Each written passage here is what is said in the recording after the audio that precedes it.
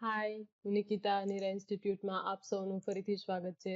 આજે આપણે પોલીસ ભરતી જે છે એમના માટે ખૂબ જ ઉપયોગી બંધારણ જે છે એમના વિશેના સવાલ જવાબ જોઈશું. અને આમ જોવા જઈએ તો પોલીસ ભરતી જે છે ખૂબ જ એવા સારા એવા પ્રમાણની અંદર આવી રહી છે. 12,000 જેવી ભરતી છે, કોઈ નાની મોટી ભરતી નથી. તો એમની અંદર એએસઆઈ, પીએસઆઈ, કોન્સ્ટેબલ, જેલ સિપાઈ બધી જ જે છે એ રિક્વાયરમેન્ટ છે. તો પોલીસ ભરતી જે છે એમાં પહેલા તો ફિઝિકલ ટેસ્ટ હશે, અને એ કોઈ એટલી કોઈ હાર્ડ નથી ફિઝિકલ ટેસ્ટ. અને પછીની જે છે એમસીક્યુ બેઝડ ટેસ્ટ હશે. તો એમની જે એમસીક્યુ બેઝ ટેસ્ટ છે એમના અંદર એક ટોપિક છે તો કે બંધારણ. તો આજે આપણે બંધારણ જે છે એમના વિશેના આ વિડીયો લેક્ચરની અંદર સવાલ જવાબ જોઈશું. જો તમે મારી ચેનલ પર નવા હો તો ચેનલને સબસ્ક્રાઇબ કરી બેલ બટન પર ક્લિક કરો કે જેથી મારા વિડીયોનું નોટિફિકેશન જે છે એ સૌપ્રથમ તમને મળે. તો ચલો જાજી વાર ન લગાડતા ચલો જોઈએ આજનો આપણો પહેલો સવાલ. તો પહેલો સવાલ છે, સૌથી વધુ વખત રાષ્ટ્રપતિ શાસન કયા વડાપ્રધાનના સમયગાળા દરમિયાન લાગુ થયું હતું?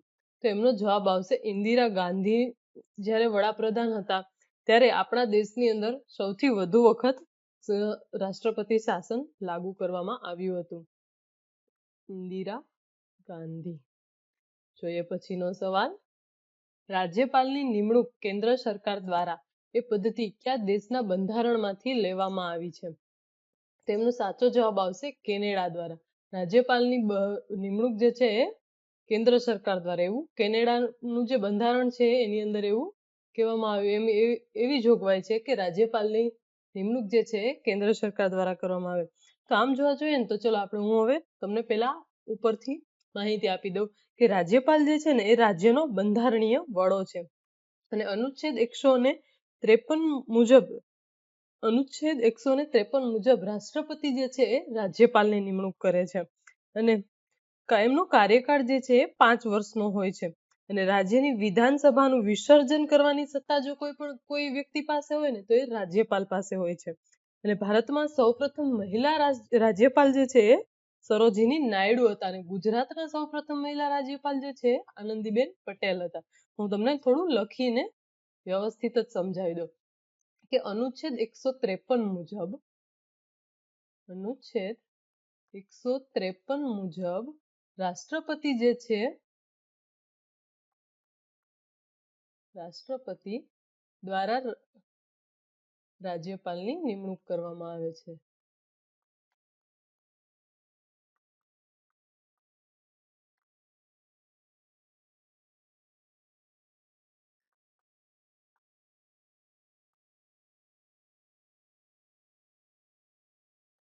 રાજ્યપાલનો કાર્યકાળ જે છે એ 5 વર્ષનો હોય છે. કેટલા વર્ષનો હોય છે એમનો કાર્યકાળ? તો કે 5 વર્ષનો હોય છે.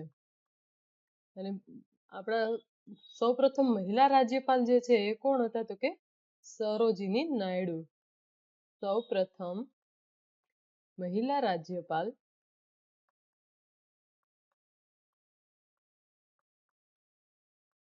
સરોજિની નાયડુ હતા.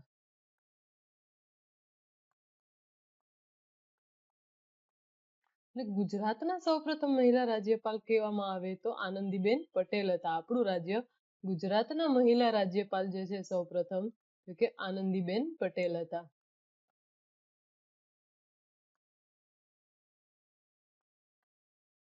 જોઈએ પછીનો સવાલ.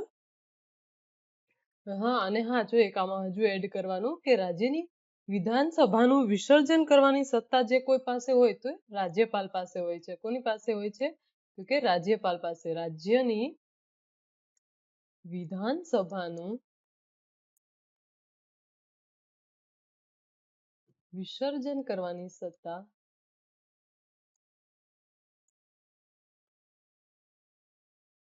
રાજ્યપાલ પાસે હોય છે. કોની પાસે હોય છે? તો કે રાજ્યપાલ પાસે.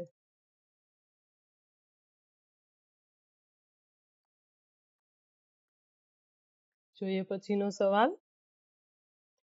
પછીનો સવાલ છે કે સ્વતંત્ર ભારતના મુખ્ય ન્યાયાલયના સૌપ્રથમ મુખ્ય ન્યાયાધીશ કોણ હતા? તો કે આપણો દેશ જ્યારે આઝાદ થયો તે પછીના આપણો સુપ્રીમ કોર્ટના પહેલા ન્યાયાધીશ કોણ હતા? તો કે હરિલાલ કણિયા જે છે એ સ્વતંત્ર ભારતના પહેલા મુખ્ય ન્યાયાધીશ હતા. કોણ હતું? તો કે હરિલાલ કણિયા. તો હું તમને સર્વોચ્ચ ન્યાયાલય વિશે થોડીક માહિતી આપું. તો સર્વોચ્ચ ન્યાયાલય જે છે એમની સ્થાપના ક્યારે કરવામાં આવી હતી? તો કે ભારત આઝાદ થયું 26 જાન્યુઆરીના રોજ, અને એના ભારતમાં સર્વોચ્ચ ન્યાયાલયની સ્થાપના જે છે એ આપણો દેશ આઝાદ થયો એના 2 દિવસ પછી થઈ હતી. તો કે આપણો દેશ 26 જાન્યુઆરીના રોજ આઝાદ થયો અને 28 જાન્યુઆરી 1950 ના દિવસે સર્વોચ્ચ ન્યાયાલયની સ્થાપના કરવામાં આવી. અને બંધારણના ભાગ 5માં અનુચ્છેદ 124 થી 147માં સર્વોચ્ચ ન્યાયાલયની જોગવાઈ કરવામાં આવી છે. ન્યાયાધીશની નિમણૂક રાષ્ટ્રપતિ દ્વારા કરવામાં આવે છે, અને ન્યાયાધીશને પદ પરથી હટાવવા માટે સંસદની અંદર મહાભિયોગ જેવી પ્રક્રિયા કરવામાં આવે છે. અને સૌ પ્રથમ જે છે એ સર્વોચ્ચ ન્યાયાલયના મહિલા જજ જે છે એ ફાતિમા બીબી હતા. ભારતમાં સર્વોચ્ચ ન્યાયાલયની સ્થાપના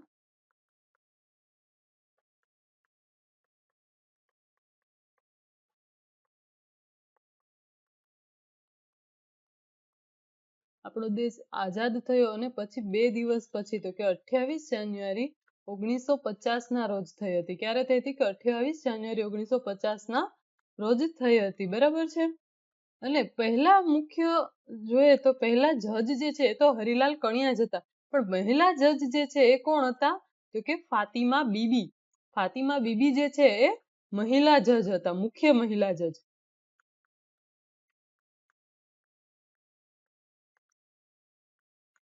અને બંધારણના ભાગ 5માં અનુચ્છેદ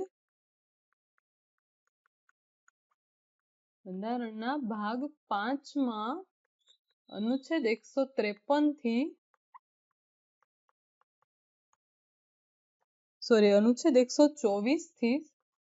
અનુચ્છેદ 124 થી 147માં સર્વોચ્ચ ન્યાયાલયની જોગવાઈ કરવામાં આવી છે.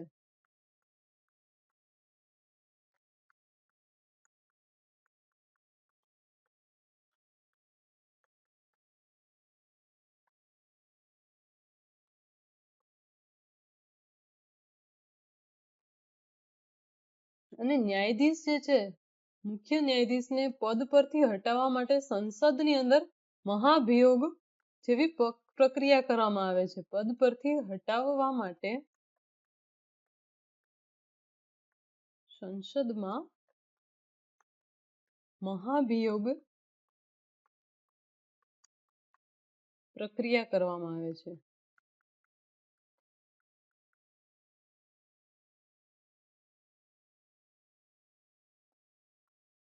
ચલો જોઈએ પછીનો સવાલ.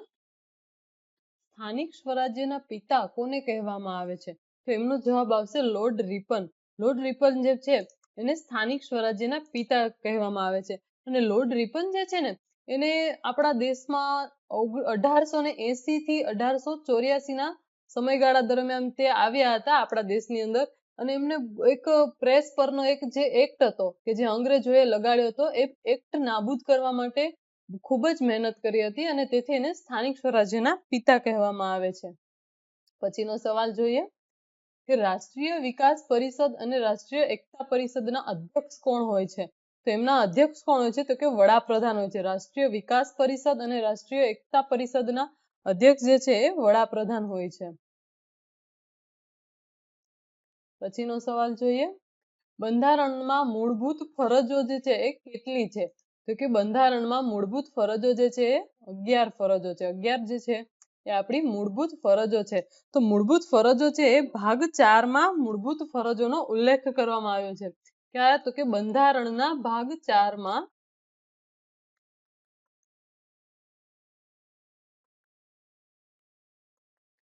મૂળભૂત ફરજોનો ઉલ્લેખ કરવામાં આવ્યો છે.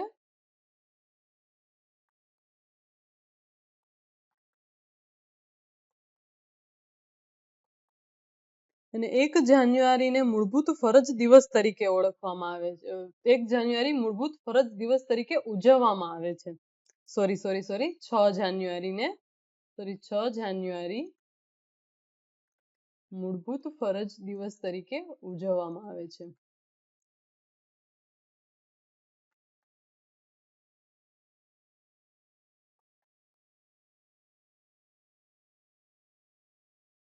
અને મૂળભૂત ફરજો જે છે એ પૂર્વ સોવિયત સંઘ પાસેથી આપણે લીધેલી છે. પૂર્વ સોવિયત સંઘના બંધારણ પાસેથી આપણે લીધેલી છે.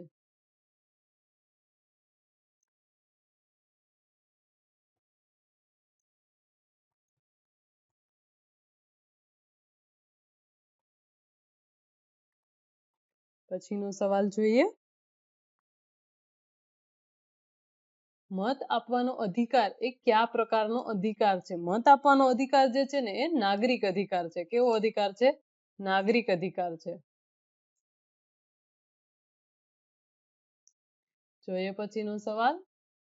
બંધારણના કયા અનુચ્છેદને બંધારણનો આત્મા અને હૃદય કહેવામાં આવે છે? તેનો આન્સર આવશે અનુચ્છેદ 32 ને બંધારણનો આત્મા અને હૃદય કહેવામાં આવે છે. બંધારણનો આત્મા અને હૃદય જે છે અનુચ્છેદ 32 ને કહેવામાં આવે છે. જોઈએ પછીનો સવાલ. સૌપ્રથમ કયા દેશ દ્વારા મૂળભૂત અધિકારને તેના બંધારણમાં સ્થાન આપ્યું હતું? કયા દેશે સૌપ્રથમ મૂળભૂત અધિકારને પોતાના બંધારણમાં સ્થાન આપ્યું હતું? તો કે ફ્રાન્સ. મૂળભૂત અધિકાર જે છે એ ફ્રાન્સ એમને સ્થાન આપ્યું હતું એમના બંધારણની અંદર. જોઈએ પછીનો સવાલ. બંધારણના કયા અનુચ્છેદમાં વાણી અને અભિવ્યક્તિની સ્વતંત્રતાની જોગવાઈ છે? તો એમનો જવાબ આવશે અનુચ્છેદ 19(1) ની અંદર જે છે એ વાણી અને સ્વતંત્રતાની જોગવાઈ કરવામાં આવે છે.